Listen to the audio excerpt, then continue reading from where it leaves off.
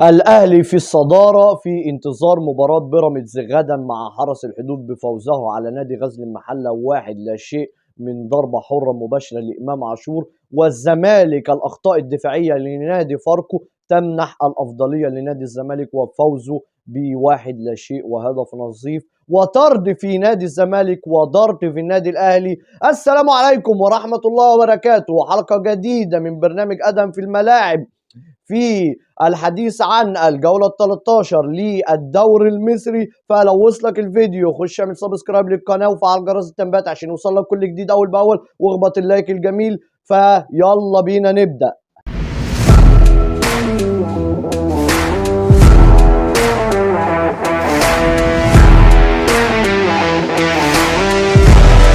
لا يا جماعة، اللي احنا شفناه ده مهزلة كروية، مهزلة بمعنى ان هي بلبلة، فوضى، عشوائية، دي معنى كلمة مهزلة. النهاردة الزمالك وفاركو، يعني انا لا تعليق لان الواحد بقى جاب اخره بقى من الاخر كده يا جماعة. النادي اتقلب لدار مسنين من الاخر. ده مش نادي رياضي ونادي كرة قدم وفرقة كرة قدم. احنا كل ما نتزنق في مدربين، اصل بص انا هتكلم على المدربين ليه؟ لان الاداره لا تعليق، ده من زمان من يوم حسن درويش ده لا تعليق على ادارات نادي الزمالك، كلهم سواسيه بمعنى الكلمه، كلهم سواسيه ادارات نادي الزمالك. خلاص بقى، خلاص الواحد جاب اخره. خش على المدربين وجدوا كروسي 70 عام. تخيل مثلا عزيزي المشاهد معايا، تخيلوا بس معايا بالعقل بالراحه، تكون انت عشرينات، سنك عشرينات، تلاتينات، اربعينات، ويجي واحد عنده 70 سنة. 70 سنة يا جماعة، كان قاعد في البيت بياكل ويشرب وقاعد بقى مريح نفسه. نجيبه من البيت، تعالى درب اللعيبة دي. بأنهي منطق وبأنهي عقل اللعيبة دي هتستوعب كلام الراجل ده؟ طب الراجل ده هيعرف يديهم الروح الحماسية وروح الفانيلا البيضة ويلعب من أجل التيشيرت والبطولات والنادي والجماهير والناس؟ يعني الكلام ده هيدور؟ لا يمكن. راجل اتقلب نادي الزمالك إلى دار مسنين بالنسبة لمدربين نادي الزمالك. بعيد عن المدربين، احنا ماشيين حالنا باللعيبة بالزك ماتشين على التوالي. الاسماعيلي طرد ناصر ماهر وايقاف 3 مباريات وغرامه 50,000 جنيه.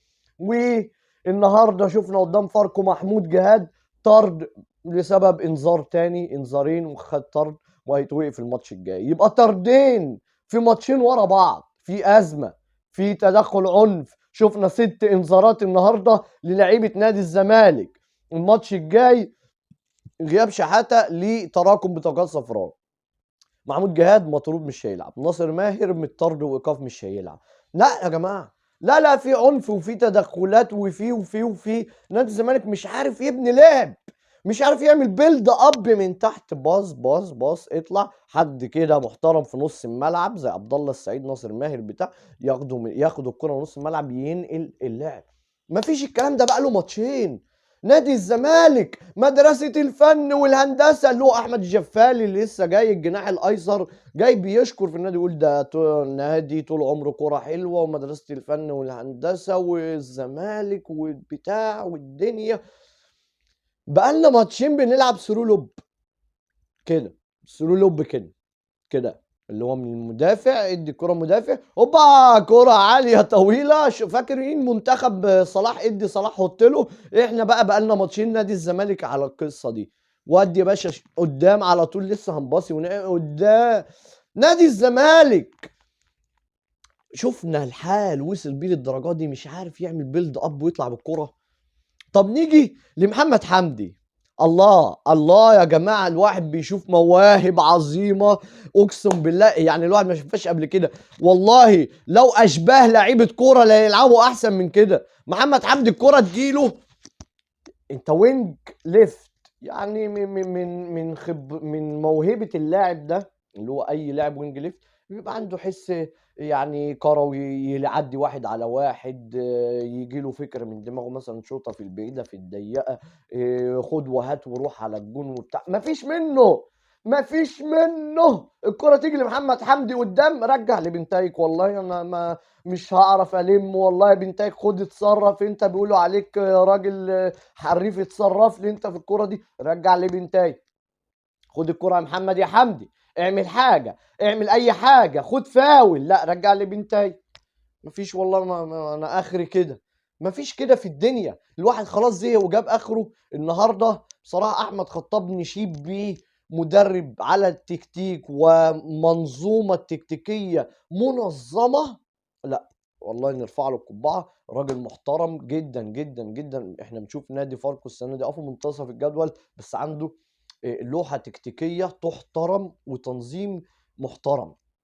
الكرة الأولى اللي جت اللي هي عدت من أحمد حسام. أحمد حسام مدافع نادي الزمالك اللي هو يعني بصراحة خده كوبري على طول وراح معدي بيه. أنا ما تلاعب يا عم صلاح الدين يا عم، مصدق يا عم، ويبقى جنبه حسام عبد المجيد والاتنين طواله ويستعيد قوته قبل ماتش القمة، نجس نبض. ما فيش منه. بيلاعب أحمد حسام كان هيتسبب في جون أول، وهي النهارده كانت مباراة بعنوان الهدف الواحد. كان وهو اهو بيلعب لعيب، خليه مدرب لنادي الزمالك، هو مش هيعمل حاجه ولا هيقول لهم حاجات تكتيكيه. هيقول لهم يلا يا رجاله النهارده نازلين ماتش مش عارف ايه، والجماهير واهلكم هيدوم دوافع وحماس يخش اللاعب يقطع نفسه. النهارده زيزو شرط الكابتن غيرته مليون المية، هو اللي كان شايل الفرقه على كتفه. النهارده زيزو بيحتفظ بالكره لاطول وقت ممكن. لا كان عامل فرق النهارده في فوز نادي الزمالك زيزو، وفعلا شرط الكابتن بتغير.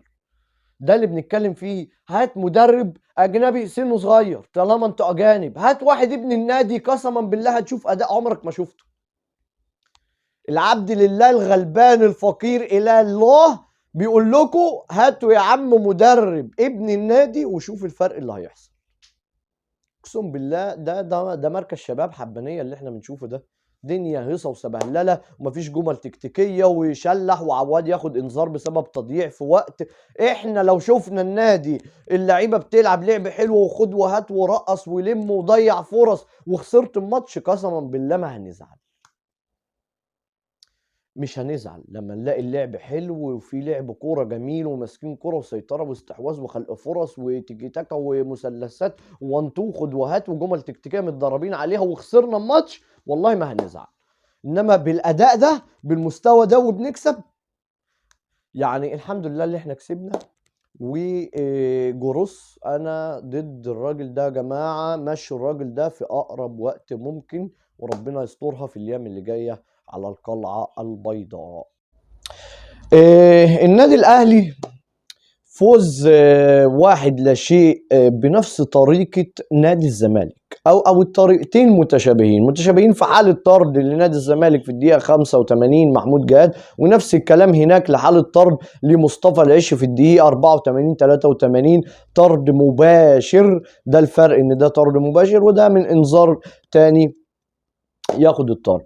النادي الأهلي النهاردة خلص الكلام، عرف من اين تاكل الكتف وعارف ازاي هكسب من ضربه حره مباشره فاول ولا اروع. سندها قفشه هوب امام على طول. امام مفتاح لعب النادي الاهلي الاوحد.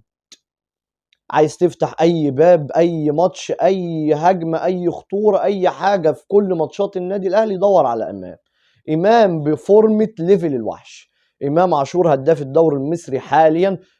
انا قلت ارجعوا للفيديو اللي تنيت منطقة فيه امام وموضوع البالونة والكلام ده، قلت ايه ساعتها، وتقدروا تشوفوا الفيديو ده كويس قوي عشان تعرفوا ان الحمد لله الواحد ليه نظرة في البني ادم. انا قلت امام عاشور لو بعد وبعد دماغه عن الحياة والامور الشخصية والنت والسوشيال ميديا وركز في الملعب، هنقول عليه ان هو افضل لاعب في مصر. وقد كان بيأكد ان كلامي صح. الراجل لما ركز واجتهد في الملعب وخلاص بقى خلى دماغه وتفكيره كله في شغل في الملعب، لا شفنا انه يستحق فعلا في ثانيه الا ثانيه كل ماتش للنادي الاهلي هو اللي بيخلص له اللعب، وهو هداف الدوري المصري حاليا، وهو سبب في صداره النادي الاهلي في انتظار مباراه بيراميدز مع حرس الحدود غدا. مصطفى العش كده رسميا يغيب عن مباراة القمة لإيقاف مباراتين بسبب الطرد المباشر اللي حصل على إبراهيم حمودة لاعب غزل المحلة. غزل المحلة قدم مباراة ولا أروع، انفراد صريح تألق فيه الشناوي بخبراته، مش اللي هو بقى إيه أنا هترمي على طول وقع، لا الراجل باتزان وبعقل وبرزانة عرف يتخلص من الانفراد. النادي الأهلي لعب النهاردة مباراة غزل المحلة مباراة كؤوس، أنا هكسب ازاي ما اعرفش بس انا هكسب، نازل هكسب، مفيش هزار مفيش جدال بغض النظر عن الاداء. نفس الكلام اللي قلناه على الزمالك في الشوط الثاني هو بيحصل متكرر بعد هدف النادي الاهلي. لا الدوري السنه دي مختلف مختلف مختلف. اما نشوف الفرق الكبيره بتدافع قدام فرق صغيره، مش صغيره، هم طبعا فرق كبيره بس انا قصدي المستوى والسكواد فرق يعني كبير، بيدافعوا. لا دوري مختلف، دوري مختلف جدا، كله بيقاتل كله بيكافح كله بيلعب ماتشات، ما يهمنيش اهلي زمالك بيراميدز ما يهمنيش، عايزين نلعب كرة، كل نادي يحترم السنه دي في دوري نايل بامانه.